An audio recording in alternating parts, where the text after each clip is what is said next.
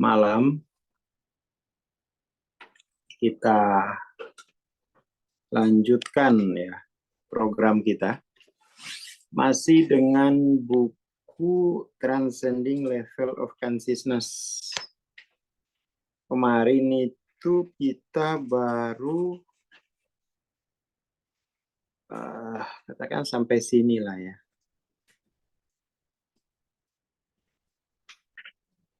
Jenis gaya berpikir gitu ya, jenis gaya berpikir.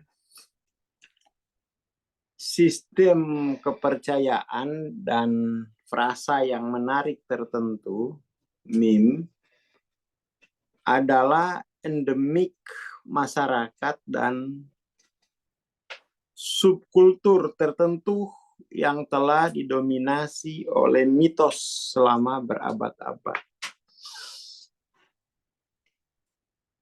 Misalnya ada negara-negara besar di mana integritas, kejujuran, dan keadilan bahkan tidak dianggap penting dalam transaksi sehari-hari.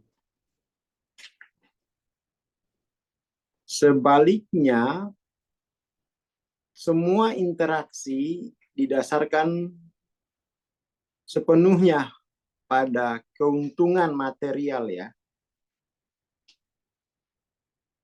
Dan penipuan atau manipulasi adalah teknik atau keterampilan sosial yang dihargai gitu. Ya, kalau kita lihat di buku-buku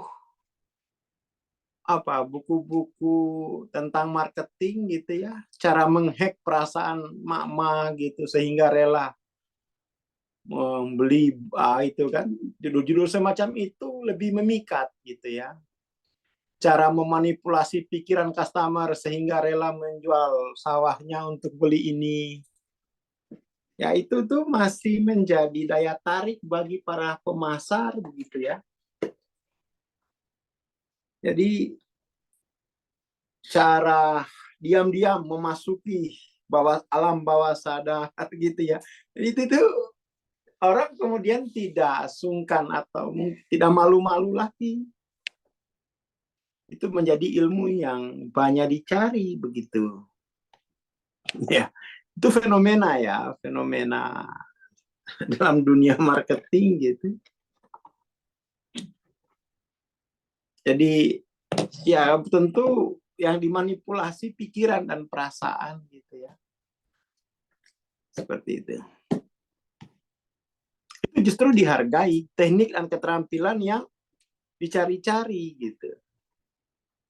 Tetapi kalau kita lihat ya, saya pernah baca buku atau nonton kali ya. Itu Jack Ma gitu kan. Itu kalau ada hal-hal semacam itu dia tidak pakai dalam perusahaannya gitu. Dalam budaya seperti itu, moralitas tidak hanya tidak ada, tetapi juga dipandang sesuatu yang irasional, tidak berguna, dan menunjukkan kelemahan. Jadi kejujuran itu dipandang tidak berguna, dianggap sesuatu yang lemah. Seperti yang ditemukan oleh banyak turis naif ketika mereka kembali ke rumah dengan barang antik yang dianggap tak ternilai harganya dan menemukan bahwa itu sebenarnya hanya bernilai beberapa sen begitu ya. Nah, ini saya termasuk yang dulu kalau di mal-mal itu ya, yaitu bagian ya dipekerjakan oleh perusahaan yang punya konsep semacam itu. Hore, Anda dapat hadiah gitu ya. Wah, saya master trainernya tuh dulu. Sampai saya dibawa ke Polres Depok dulu. Terus aku keluar lah dari tempat kerja yang begitu. Ya gimana lagi waktu itu. Yang mau nerima kerja lulusan SMEA di kampung sana kan daso ya hanya pesan yang seperti itu. Seperti itu. Oke. Kemudian klarifikasi di mana-mana. kekeliruan dualistik korban pelaku. Kemudian dengan usaha spiritual, seseorang menemukan bahwa dirinya lah yang telah menjadi tawanan dan korban yang terjerat oleh tipu daya ego yang cerdik gitu. Salah satu cara untuk bisa membedakan, untuk tidak kena tipu daya ego itu sebenarnya bedakan saja antara aku dengan orang gitu. Aku, diri itu kan aku. Kan gini ceritanya tuh ya, tak kasih tahu. Kan diri itu dia ya bisa punya nama, bisa punya kata ganti untuk diri. Kata ganti diri. Kata ganti diri itu kan kita biasa mengenalnya sebagai pronoun kan. Aku, kamu, dia. Ini kata ganti diri. Kalau nama kan Aswar. Contoh yang paling bagus tuh misalnya ada satu ayat di Quran tuh surat apa? Surat Toha ya. Saya liatin gitu. Itu bagaimana nama dan pronoun itu digunakan ya.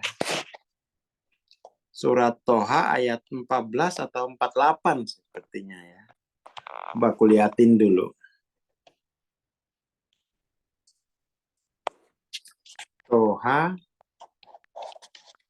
48 kalau nggak salah.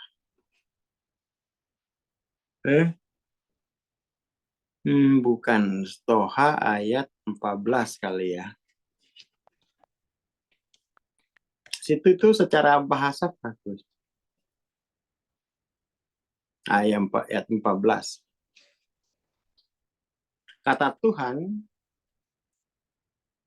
Inani anallah.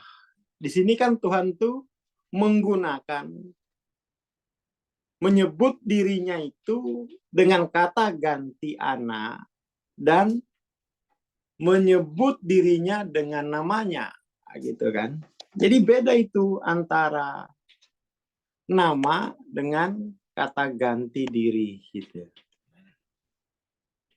Nah, hal-hal sederhana kayak begini itu tidak lagi tersadari gitu ya. Di ayat tadi itu kan jelas bahwa kata Tuhan tuh inani sungguh aku itu Allah. Aku itu namanya Allah gitu. Jadi aku itu kata ganti dirinya, Allah itu namanya gitu. Itu jangan sampai jangan sampai tidak terkategori dengan baik gitu kan. Hal-hal yang basic kayak begini itu jangan dianggap sepele. Jangan dianggap sepele. Kalau nama itu, apa gunanya nama? Biar bisa dipanggil dari jauh. Apa gunanya kata ganti? Biar bisa ditunjuk. Kalau nama itu dalam bahasa Muna, itu gunanya untuk dipanggil, tola. Doa dalam bahasa Munanya itu artinya tola. Harus kenal itu yang punya nama itu. Harus sudah kenal. Masa kok kamu manggil-manggil nama yang tidak kamu kenal? Ya kan? Dalam bahasa di kampung saya, tola itu harus pakai nama.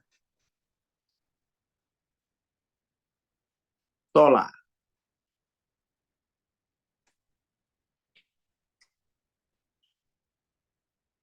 Kalau kata ganti, bisik-bisik aja. Ya, kamu loh. Ya kan? Kan bilangnya I love you kan, tuh kamu gitu. Nggak usah dipanggil. Jadi tahu dengan Tuhan tuh kapan memanggil namanya, kapan menunjuk dirinya gitu. Nah, kapan memanggil namanya, kapan menunjuk dirinya. Nah, hal-hal kayak begini kan sebenarnya ini hal yang paling basic yang harus diketahui secara spiritual gitu kan. Jadi ada nama yang bisa dipanggil, ada diri yang bisa ditunjuk. Namanya kata ganti diri.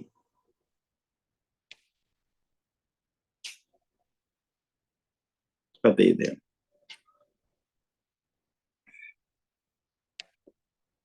Kan gitu. Dalam tradisi spiritual tertentu ada yang tidak mau memperkenalkan Allah dengan nama-nama. Tapi dia memperkenalkan Tuhan tuh, ya kamu temuinlah, kamu sebutlah kata gantinya. Ada tradisi spiritual semacam itu. Itu bukannya salah, ya memang stylenya begitu. Stylenya begitu.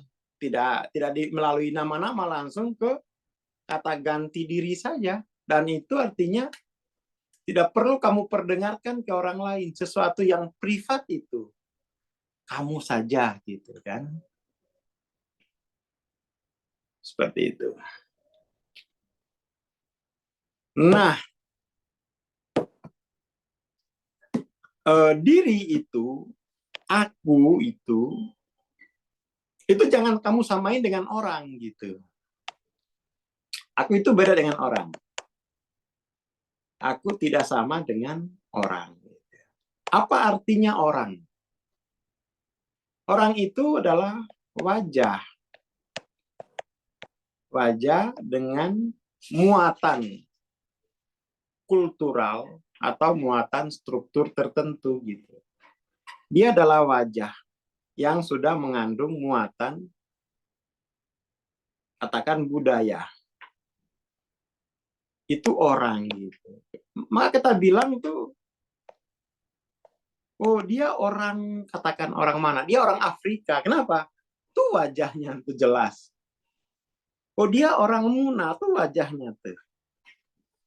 Dia orang Chinese, tuh wajahnya tuh. Artinya tuh pada wajah tadi sudah ada muatan kulturalnya. Ada muatan kultural, ada juga muatan struktural. Kalau kultural tuh emosinya ya. Emosi. Kalau struktur tuh level sosialnya tuh orang miskin dia. Itu artinya struktur sosialnya dia. Itu wajahnya kan beda tuh kan. Kalau yang wajah dengan muatan struktural yang tinggi ya glowing gitu kan. Kan terbedakan tuh. Terbedakan yang muatan wajah dari struktur masyarakat atas menengah atas dengan bawah itu terbedakan dari wajahnya kan. Ya glagate wes bedo. Glagate wes bedo. Tuh. Jadi kalau apa namanya ego itu ketika ya yang disebut ego itu apa sih? Ego itu adalah ketika orang ini, aku itu diidentifikasi sebagai orang, itu pasti ego. Apa ego itu? Ego itu adalah ketika orang kamu identifikasi sebagai aku. Jadilah es kecil gitu. Jadilah dia es kecil.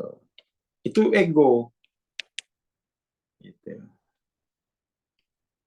Coba ditulis bareng-bareng biar tahu apa sih ego itu kan. Ego itu ketika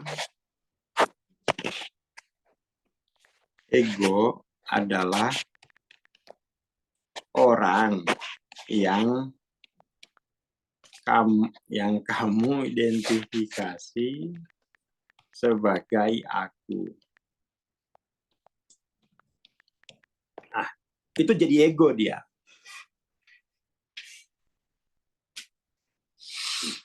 Dan ini tidak pernah menjadi pokok persoalan dalam agama misalnya kan.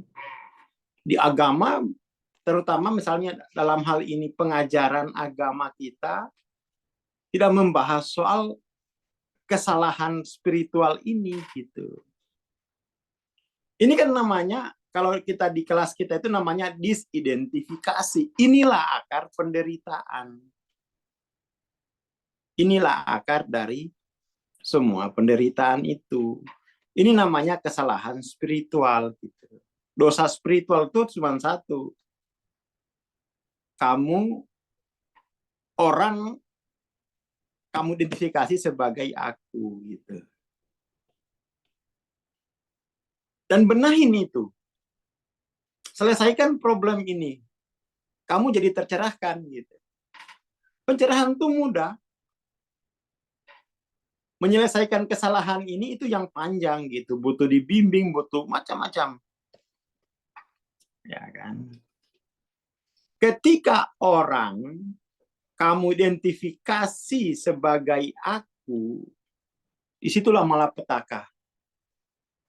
Waduh, ngeri banget tulisannya apa ini pakai tulisan ini ya? Orang mana? Ini orang luar ini. Ya, bah, sedih sekali. Ya, tulisan Korea ya, waduh. Makasih. Gimana cara bacanya itu? Coba yang nulis, coba dibacain dulu deh, biar kita bisa dengar. Nah, soalnya dilihat pun ini nggak ngerti kami ini. Siapa nih tolong yang nulis ini ya? Tolong perkenalkan diri dulu. Aku cari dulu namanya. Coba dibaca gitu ya. Wah, luar biasa kelas kita ini.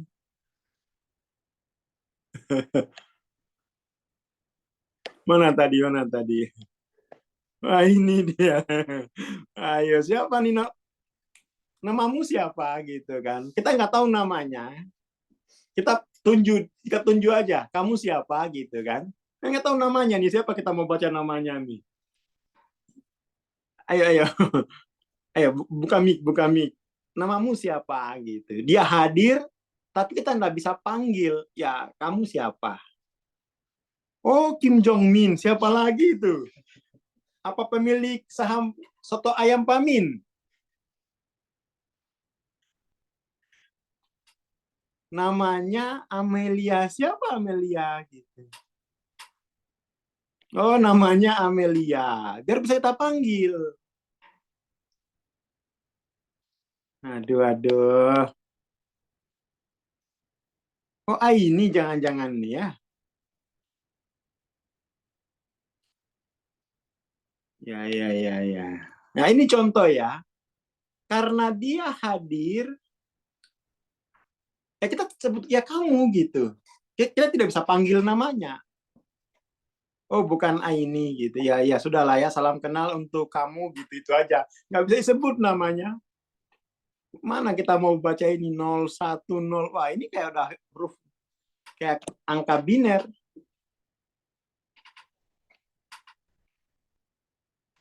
Angka biner. Tapi sebenarnya itu gini. Ini soal tulisan Korea ya. Di Sulawesi Tenggara itu provinsi saya, itu ada satu suku namanya suku Cia-Cia. Dia menggunakan bahasa Korea loh, sebagai bahasa sehari-hari, dia menggunakan aksara Korea. Lihatin ya. Jadi suku Cia-Cia di Buton, dekat kampung nih, dia pakai bahasa sana. Nah, tuh. Tuh. Di pasar aja pakai bahasa Korea dia. Kota bau-bau gitu. Jadi jangan main. Kalau di sana Korea udah mengkorea lah pokoknya. Di sekolah-sekolah itu udah pakai ya tuh. Kan satu-satunya di Indonesia tuh ya. Tuh anak SD tuh. Ini bukan di Korea, ini orang di kampung nih. Ah, tuh. Nah,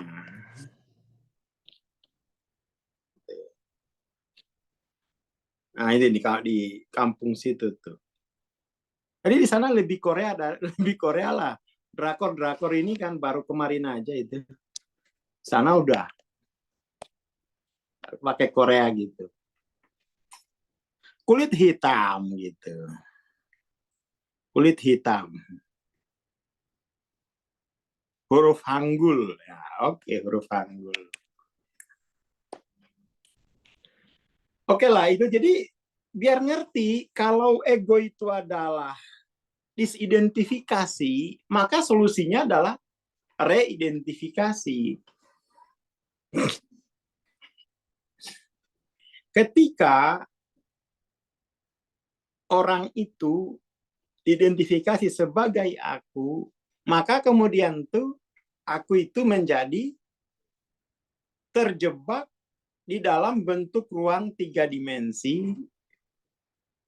Taulangi ya, taulangi. Ketika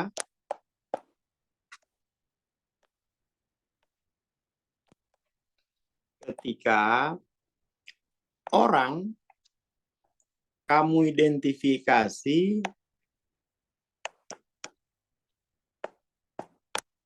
sebagai aku, maka aku menjadi terjebak dalam ruang waktu 3 dimensi. Artinya, aku itu menjadi terjebak di alam materi. Ruang 3 dimensi itu ya ruang di mana materi ditampung. Seluruh materi itu memiliki posisi dalam ruang 3 dimensi. Dan dalam ruang 3 dimensi berlaku hukum karma waktu 3 dimensi gitu. Ada hukum karmanya dia tuh. Jadi hukum karma itu adalah hukum yang terjadi di dalam waktu ruang 3 dimensi. Dalam waktu ruang 3 dimensi itu ada hukum karma. Terjebak di situ itu berlipat-lipat nanti.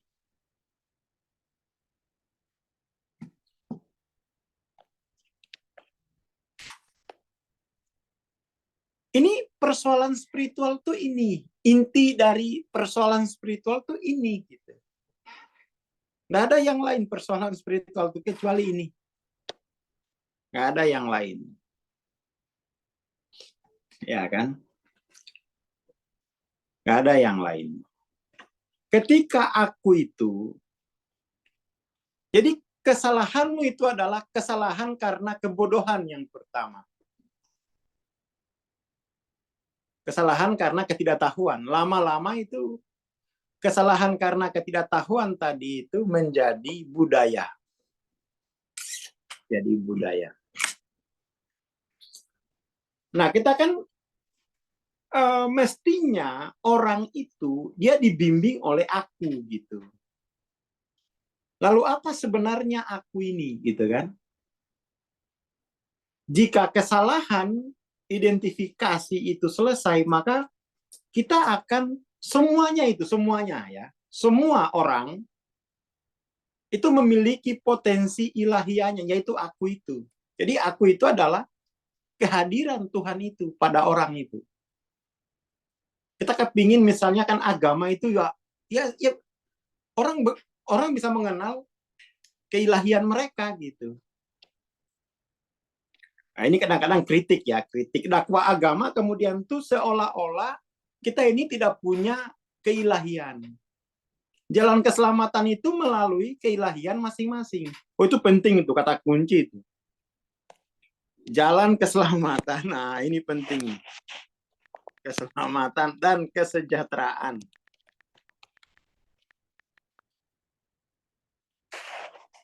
Hanya melalui keilahian masing-masing. Nah, itu kuncinya tuh ya. Ini 2024 ini kita mulai agak sedikit apa namanya itu strike gitu ya.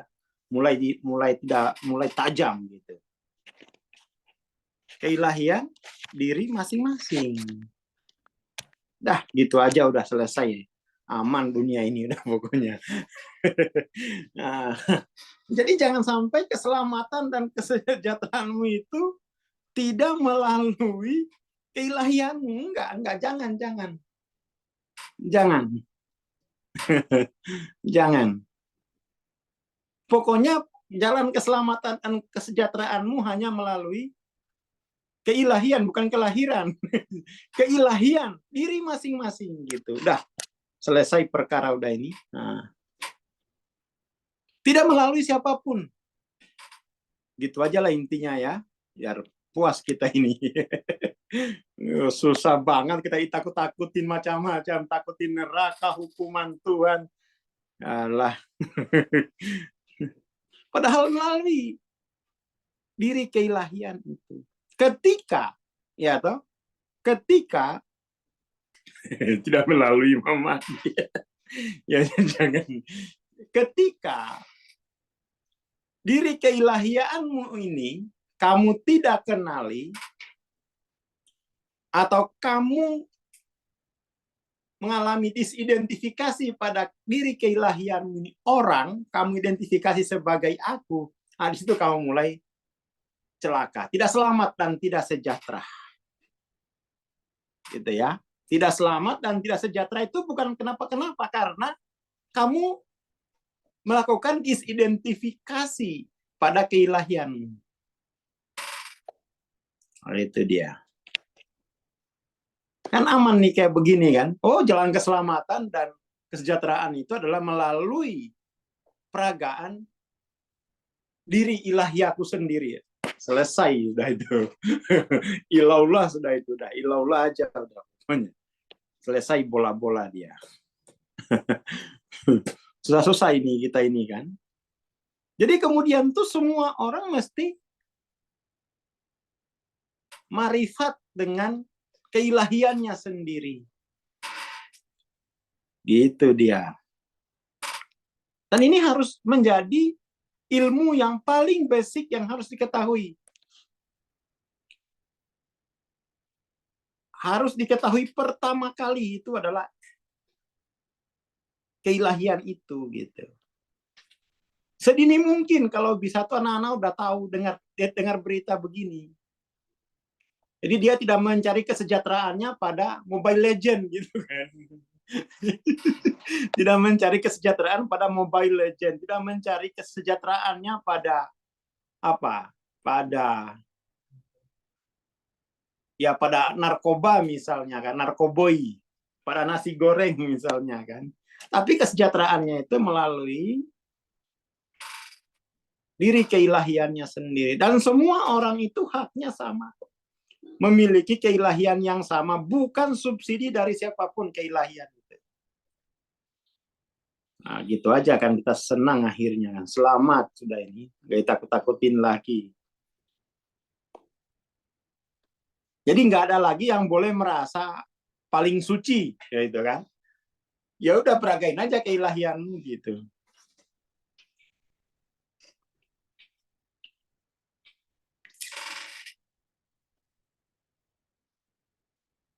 Jalan kehadirat Allah itu melalui keilahian diri sendiri. Setuntas sudah.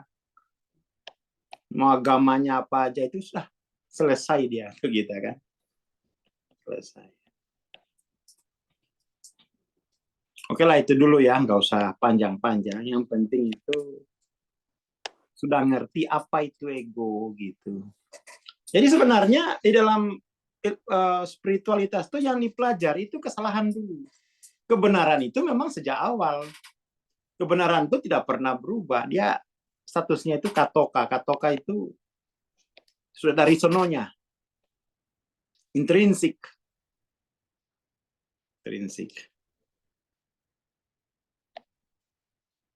Ya, pokoknya jaminan keselamatan dan kesejahteraan itu pada keilahianmu sendiri. Yang bikin kamu GERD, gitu ya, GERD itu, kamu cemas, merasa ada hantu di kupingmu, itu karena disidentifikasi aku. Itu aja. Itu aja, simple. Spiritualitas itu kan sebenarnya ya gini doang. Nah, gitu ya. Bayangin, katanya ilmu sulit, kita bilang ini doang. Ini aja kan. Kita udah punya model sapu jagat sekarang. Model sapu jagatnya kan ini nih, udah selesai sudah. Ini namanya model sapu jagat gitu, udah. Ya kan? Ini bikinnya ini lama, ini 15 tahun ini. Baru bisa bikin model sapu jagat gini, biar kamu nggak lontang-lantung, nggak jelas. Kamu dengar mau kiamat besok, ya kiamat aja lah. Kenapa? Ya kan? Tinggal es besar ini kan. Kalau kalau kamu identifikasi pada orang di sini, itu jadi es kecil gitu. Lalu es besarnya ada, ya bisa di dimensi 5-6, es besarnya juga bisa di dimensi 6 ke atas. Jadi ya kayak gini aja. Nah ini loh, kamu hatamin satu gambar ini, udah. Silakan bikin padepokan apa terserah kamu, tapi jangan bodoh-bodohi orang gitu. Bahwa jalan keselamatan itu hanya melalui aku. Wih, canggih. Enggak, pada keilahiannya masing-masing gitu ya. Itu namanya tauhid, itu seperti itu. Ilallah gitu kan. Ilallah. Gitu dia tauhid itu, simple sebenarnya. Memerdekakan semua orang. Jadi kalau kamu peragaan keilahianmu itu Bang Aswar tuh ya nggak dapat fee apa-apa kok. Kamu kalau ilallah itu Bang Aswar tuh nggak dapat fee apa-apa. Justru kalau tidak ilallah itu ya pusing itu transendensinya kan. Tapi kalau sudah ilallah, bahwa ya kamu sadar dengan keilahianmu, ya sudah, memang senyatanya begitu kok. Senyatanya begitu. Oke lah, itu dulu. Pokoknya ini tolong di print model sapu jagat. Model sapu jagat di print, ditempel kemana-mana gitu ya. Beresin dulu kesalahan pendasaran aku itu. Beresin dulu, nanti ini tuh gampang. Tinggal peragain kebenaran itu. Oke, ini di print semuanya ya, print, dah tempel, tek. Biar kamu kalau dengar besok mau kiamat, ya ayo kiamat lah. Kenapa? Jalan keselamatan, aku udah kenal keilahian tuh. Nakut-nakutin siapa gitu. Nakut-nakutin siapa gitu. Belum banyak yang minat ya. Nah, inilah ya, gimana gitu. Oke lah, matur nuwun, selamat malam. Assalamualaikum warahmatullahi wabarakatuh. Salam pencerahan. Ya, terima kasih Bang. Ya, sahabat kelas, kita akhiri kelas malam ini. Sampai di sini. Jumpa kembali minggu depan di waktu yang sama. Selamat malam semua.